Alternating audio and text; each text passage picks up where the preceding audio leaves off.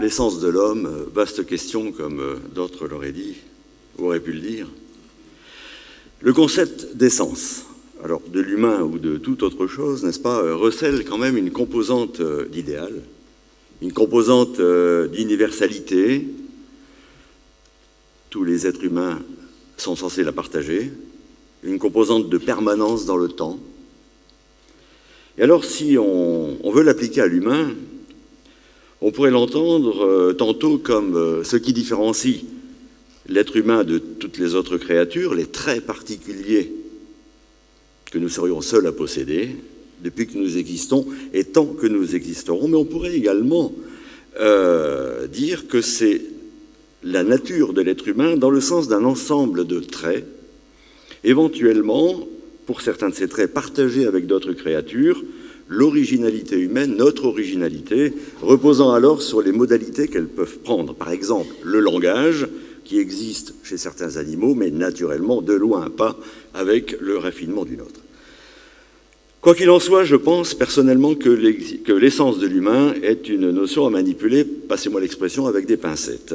Tout d'abord, à cause de sa connotation d'idéal, de fixité, de référence. Or, déjà, nous ne savons pas exactement quand ni sous quelle forme exacte notre espèce est apparue. Et nous aurions même en nous quelques gènes de Néandertal. Donc, ensuite, c'est une notion qui me paraît personnellement dangereuse parce qu'on peut toujours être tenté de la décliner à l'infini. Ainsi, pourquoi pas une essence masculine et une essence féminine? Il faudra les hiérarchiser après. Pourquoi pas une essence pour les habitants de chaque pays, l'art d'être français par exemple? Pourquoi pas une essence particulière à certaines familles qui auraient le sang plus bleu que d'autres? Et on peut également se poser la question, est-ce que les premiers de cordée sont de la même essence que les gens de rien? À lire certains journaux, c'est une opinion que certains ont. Donc, la notion de sens prise dans ce sens pourrait bien servir à un jeu identitaire, c'est-à-dire la recherche d'une pureté qui naturellement ne sera jamais atteinte et qui n'en finirait jamais d'exclure.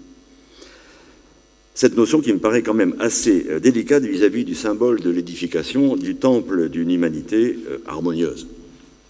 Alors la position que je défendrai, c'est qu'il n'y a pas une essence humaine, mais un ensemble de caractéristiques actuelles qui différencient les humains des autres êtres vivants, mais susceptibles d'évoluer, et la nuance me semble importante. Le 20 mars 2006, lors d'un colloque de l'UNESCO intitulé, je cite, « L'espèce humaine peut-elle se domestiquer elle-même ?»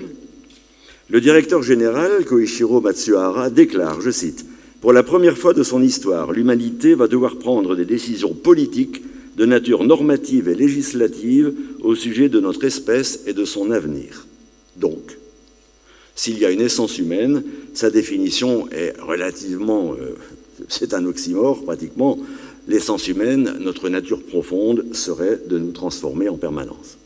Comme l'écrivait Edgar Morin, « Ce sur quoi s'achève l'humanisation, c'est sur l'inachèvement définitif, radical, créateur de l'homme. » Mais naturellement, qui dit inachèvement créateur dit également choix, et qui dit choix dit responsabilité. En tant que francs-maçons, nous avons une mission de vigile. Et la fonction de vigile est de regarder au loin. Si l'essence de l'humain est d'être le moteur de sa propre évolution, comment cette essence est-elle susceptible d'évoluer? À examiner certains signes, il me semble que nous, humains du début du XXIe siècle, nous pourrions partir, mais peut-être pas tous ensemble, c'est bien là le problème, dans plusieurs directions qui pourraient nous modifier considérablement. Ainsi, nous pourrions dériver le long d'un axe qui nous emmènerait d'un côté à la rencontre de l'animal, de l'autre à la rencontre de la machine. Mais également le long d'un autre axe qui verrait d'un côté nos capacités se dégrader considérablement, tandis que de l'autre, elles pourraient augmenter. En quelque sorte, l'avorton, je justifierai ce terme un peu plus loin, contre le surhomme. Je ne sais pas si ces évolutions pourraient altérer l'essence de l'homme, mais elles pourraient engendrer des clivages profonds dans la structure de notre humanité. Nous allons les examiner, tenter de mettre en évidence certains problèmes philosophiques et maçonniques sous-jacents, en prenant toute la mesure de ce que déclarait Jacques Monod en 1970, je cite, « L'alliance ancienne est rompue. L'homme sait enfin qu'il est seul dans l'immensité indifférente de l'univers d'où il a surgi par hasard, non plus que son destin, son devoir n'est inscrit nulle part, à lui de choisir entre le royaume et les ténèbres. Alors, regardons tout d'abord l'axe qui pourrait nous emmener d'un côté vers l'animal, de l'autre vers la machine. Alors vers l'animal. Du côté animal, la frontière entre l'homme et l'animal tend en ce moment à devenir légèrement plus floue qu'auparavant, et ce pour au moins deux raisons. La première, des données scientifiques mal digérées, et d'autres, des progrès biomédicaux objectifs, eux. Alors, les données scientifiques mal digérées, l'éthologie, c'était ma spécialité, nous a montré que certains animaux possèdent un langage, qu'ils sont capables de fabriquer et de transformer des outils. Certains ont une conscience d'eux-mêmes, ils sont capables d'intentionnalité, capables d'empathie, et parfois font preuve d'un sens politique élaboré. Toute capacité que l'on pensait réservée à l'humain il n'y a pas si longtemps que ça, ce qui montre, en passant, que la notion d'essence de l'humain, lorsque nous tentons de nous l'appliquer, est susceptible de varier. Mais, dans le fond, ces capacités animales, elles n'ont pas à nous étonner.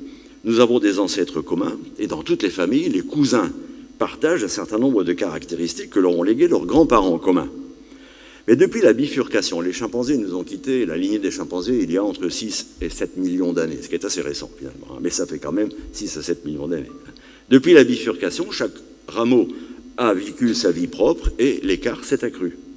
On ne peut donc pas vraiment dire qu'il y a continuité lorsqu'il n'y a que parenté. Ce qui, en passant, réduit un petit peu les justifications des théories antispécistes, qui se basent, elles, sur une soi-disant continuité. De notre côté, du côté humain, nous avons eu, pour je ne sais quelle raison, quelques modifications de nos gènes architectes, quelques gènes, mais très importants, qui nous ont conféré, entre autres, un cerveau très immature à la naissance et doté d'une immense plasticité qui dure toute la vie. Question : est-ce qu'une somme d'amélioration quantitative, incrémentale, on pourrait dire dans un autre langage, simultanée dans différents domaines, le langage, les outils, etc., peut aboutir en fin de compte à une différence qu'on pourrait qualifier de qualitative?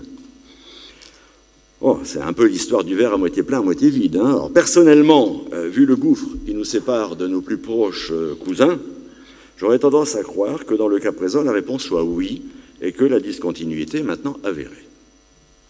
Discutable.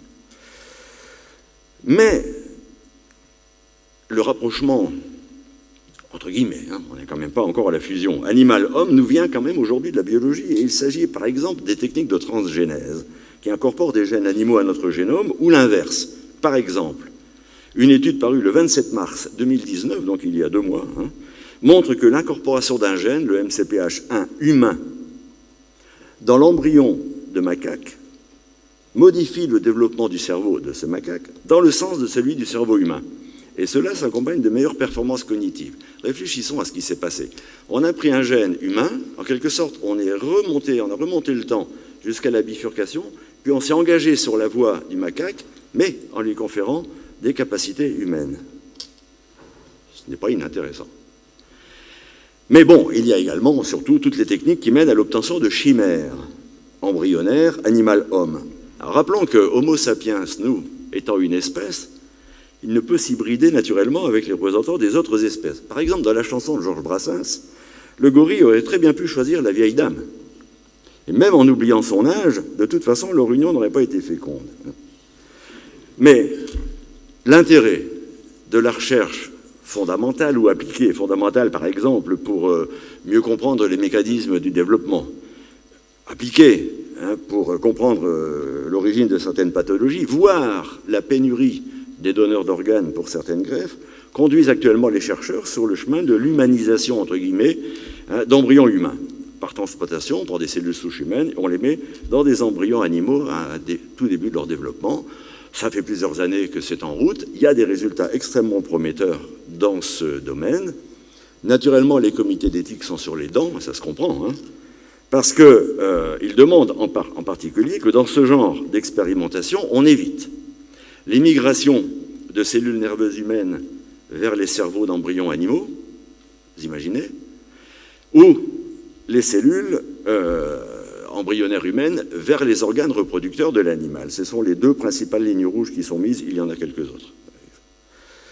Alors toujours sur cet axe, maintenant, mais de l'autre côté, vers la machine, nous assistons, Christophe Abbas le développe très bien, à un double mouvement, une mécanisation des humains, une humanisation des machines. Vers la machine, par exemple, il y a le domaine des soins, les implants. Les implants divers, les prothèses sensorielles qui contiennent de plus en plus d'intelligence artificielle. Dans ces cas-là, les apports techniques ne changent pas les états mentaux des utilisateurs, à part la joie qu'ils peuvent ressentir à être en meilleure santé. Mais en revanche, si le couplage du système nerveux humain et de la machine était susceptible de modifier la conscience d'un individu, ce serait nettement plus grave. Surtout si l'ordinateur était connecté à Internet, vous imaginez. Les biobots, les insectes implantés contre la distance dans leur déplacement, existent déjà. Alors naturellement, chez l'être humain, sans remettre en question naturellement les bénéfices en termes de santé, pas question. Par exemple pour la maladie de Parkinson, pour les troubles obsessionnels compulsifs, etc. Les observations commencent à s'accumuler depuis plusieurs années à propos des changements de personnalité induits par des stimulations cérébrales profondes chez certains patients. Par exemple, on trouve dans la littérature ce cas d'un patient atteint d'une maladie de Parkinson qui avait été implanté d'électrodes profondes dans son cerveau, et puis suite à l'intervention, sous l'effet des stimulations, le patient qui était, disons, de conditions modestes et sans histoire, devint complètement euphorique, contracta un tas d'emprunts aux banques, acheta plusieurs maisons, plusieurs voitures, eut des accidents, et je ne vous parle pas d'un comportement vis-à-vis des dames qu'on pourrait qualifier de singulièrement désinhibé, et il a fini devant le juge, naturellement. Le juge ordonna l'arrêt de la stimulation, et le patient, ayant retrouvé ses esprits, alors on se demande ce qu'il faut dire exactement, eut beaucoup de mal à admettre, complètement incrédule que c'était lui qui avait fait tout ça. Alors, naturellement, maintenant il faut quand même relativiser les choses, le contrôle de nos consciences à distance par des pirates informatiques, c'est pas pour demain. Pourquoi ? D'abord parce qu'il est plus facile d'agir sur les comportements en passant par d'autres voies beaucoup plus soft. Rappelez-vous comment on a pu modifier les résultats de quelques élections ces temps-ci. Pas besoin d'implanter les gens, il suffisait de les influencer par quelques réseaux sociaux et une bonne intelligence artificielle qui avait bien détecté quelle cible et ce qu'il fallait leur dire. Ceci dit, lors de la 12e conférence internationale sur la sécurité globale qui s'est tenue à Londres en janvier de cette année, le hacking des implantations biomédicaux a été évoqué. Je vous cite un extrait de la conclusion d'une des présentations. Je cite. « La sécurité des dispositifs médicaux doit faire l'objet d'une enquête approfondie dès maintenant, avant que cela ne devienne la prochaine forme de cyberterrorisme, avec l'augmentation de la disponibilité des informations et l'augmentation du nombre de pirates informatiques malveillants, la sécurité des dispositifs médicaux dans son ensemble devrait être primordiale. » Dans l'autre sens, maintenant, les robots viennent à nous, les machines, en quelque sorte, s'humanisent. Et là, face à ces machines dont Laurence vous parlera beaucoup plus longuement tout à l'heure, nous avons quand même une position un peu ambiguë, parce que, quelque part, nous aimerions bien qu'elles deviennent plus autonomes pour les services qu'elles pourraient nous rendre, mais d'un autre côté, nous craignons cette autonomie pour les dangers qu'elles pourraient représenter. Inutile d'insister sur les services que les robots pourraient nous rendre. Un seul exemple de circonstance pour ce soir. Si les véhicules autonomes, s'ils voient le jour un jour, ils permettront à de nombreux francs-maçons âgés de continuer à fréquenter l'horloge, ce qui n'est quand même pas négligeable. Voilà. Donc, pour mémoire, je citerai simplement que même si ce n'est pas pour demain, l'arrivée des robots pourrait avoir des conséquences importantes pour notre socialité, dans le domaine du travail, qu'en général, il faudra éviter que ce soit l'humain qui tombe au service des robots. Je n'en dirai pas plus. Alors maintenant, voyons le deuxième axe, celui qui pourrait nous emmener d'un côté vers l'avorton, de l'autre vers le surhomme. L'avorton. Je conçois que ce terme puisse choquer. Maintenant, ceux qui ont lu Le meilleur des mondes, d'Huxley, se souviennent que dans ce roman, les avortons, justement, c'est de là que j'ai pris le mot, proviennent d'embryons humains que l'on a régulièrement privés d'oxygène et d'aliments pendant leur développement. En plus, on leur a administré des doses d'alcool. Le résultat, c'est que tout cela leur a conféré une toute petite stature et un niveau intellectuel très bas. Ensuite, on les conditionne par des techniques pavloviennes pour le travail pour lequel ils ont été prévus, et donc ils travailleront dans la joie, ils ne poseront pas de problèmes sociaux, puisqu'ils seront incapables de prendre conscience de leur sort. Quand ils seront usés, ils mourront très vite et seront immédiatement oubliés. Question peut-être provocatrice, certaines personnes dans le monde ou même dans notre pays ne sont-elles pas traitées un peu comme les avortons d'Huxley? L'approche intersectionnelle a montré les effets cumulatifs de différents facteurs sur la santé. Certaines personnes se trouvent en effet à l'intersection, à la confluence de plusieurs situations de vulnérabilité. Je m'en occupe. C'est ainsi qu'on en arrive au processus d'incorporation des inégalités sociales. Incorporation au sens strict, l'inscription dans le corps.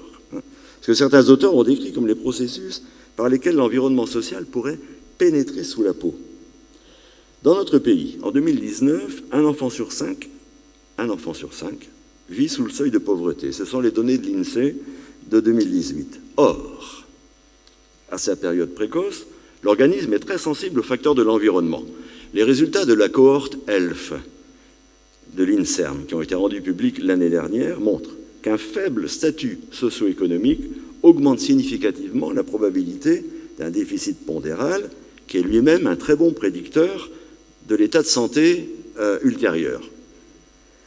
Ajoutez à ça d'autres facteurs. Par exemple, un régime alimentaire de mauvaise qualité, une hygiène approximative, faute d'équipement, un environnement chimique nocif, par exemple des perturbateurs endocriniens, dont on sait maintenant qu'ils entraînent une diminution des scores au quotient intellectuel et un risque augmenté des déficits d'attention et des troubles du spectre de l'autisme, un sommeil de mauvaise qualité, des facteurs psychosociaux délétères, le stress des individus ou de leurs parents, un accès insuffisant au système de soins. Puis comme si ça ne suffisait pas, ajoutez encore, puisque tout s'accumule dans ces quartiers, c'est dans les approches intersectionnelles, n'est-ce pas? Des conditions d'enseignement souvent dégradées, et vous avez la recette parfaite pour fabriquer un bonsaï humain. Pour couronner le tout, une discipline relativement récente, l'épigénétique, vient nous montrer que certains déficits qui n'altèrent pas l'ADN en lui-même peuvent néanmoins se transmettre aux générations suivantes. Depuis le 1er janvier 2019, j'ai recensé 1350 travaux scientifiques consacrés aux effets épigénétiques d'une combinaison de facteurs de risque liés à la stratification sociale. Pierre Bourdieu avait déjà mis en évidence les effets cumulatifs du capital financier, du capital culturel, du capital relationnel. Manifestement, il va falloir y ajouter une nouvelle forme de capitalisation transgénérationnelle, celle des facteurs de santé physique et mentale.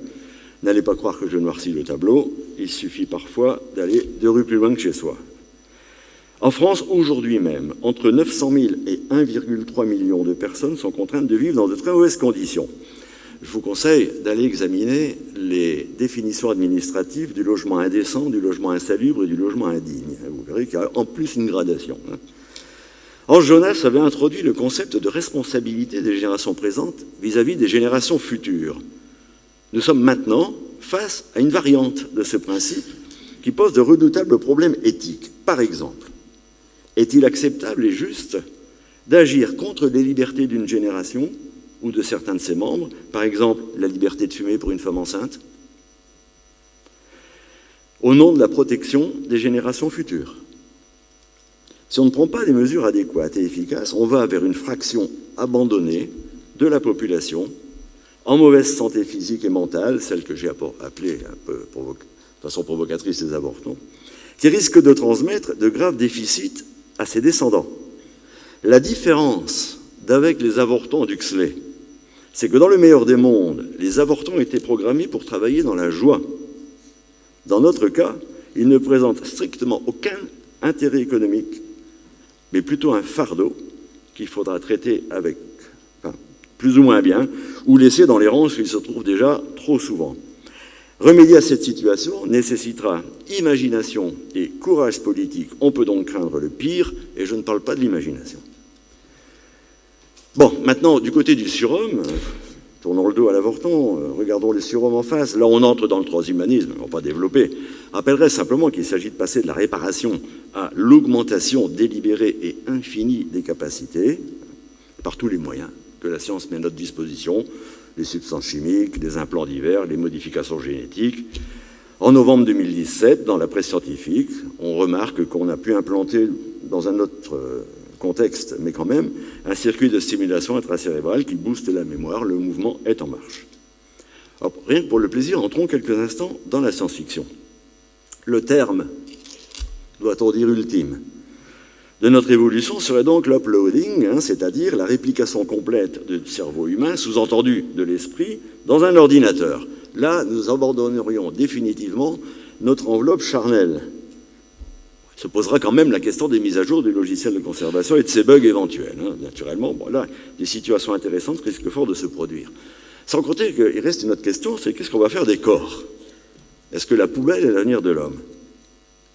Une fois terminé le transvasement de l'esprit d'un individu dans l'ordinateur, est-ce qu'on va être en présence de deux individus, donc l'un biologique qui va continuer à vivre sa vie, imaginez que vous le fassiez, et l'autre qui va se mettre à vivre sa vie propre, in silico? Je voudrais bien assister au dialogue entre ces deux entités, ça risque d'être assez surréaliste. Bon, cette hypothèse n'est ni pour demain, ni pour après-demain, ni même pour l'année prochaine, mais ça pose quand même un problème philosophique, c'est est-ce que l'esprit est réellement quelque chose d'absolument distinct du matériel, ou est-ce que ce n'est que le simple résultat du fonctionnement d'un système nerveux qui lui-même fait partie d'un organisme? Bon, on n'arrête pas le progrès, En novembre 2018, vous en avez tous entendu parler, le chinois Ren Kui a déclenché un tollé mondial en annonçant avoir mis au monde 2 jumelles génétiquement modifiées. C'était une modification qui consistait à inactiver un gène par les techniques CRISPR. Et c'était censé leur conférer une résistance naturelle au virus du sida. Tout le monde s'est demandé pourquoi ça lui était passé par la tête de conférer à l'avance une résistance au sida jumelle. Mais bon, une nouvelle étude vient de sortir qui montre que cette manip, au moins chez l'animal de laboratoire, augmente les capacités cognitives. Le mouvement est en marche. 2 questions pour terminer. Dans le domaine du travail, est-ce que les personnes améliorées, donc plus efficaces, auront un avantage au recrutement, à l'embauche?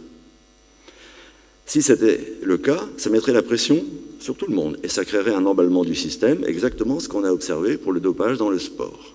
Mais là, ça serait généralisé. Et deuxièmement, est-ce qu'on verra se constituer différentes catégories de personnes en fonction des capacités augmentées qu'elles auraient pu se payer? Je ne parle pas de caste, et il y aura certainement bien d'autres problèmes, mais peut-être pour dans pas longtemps.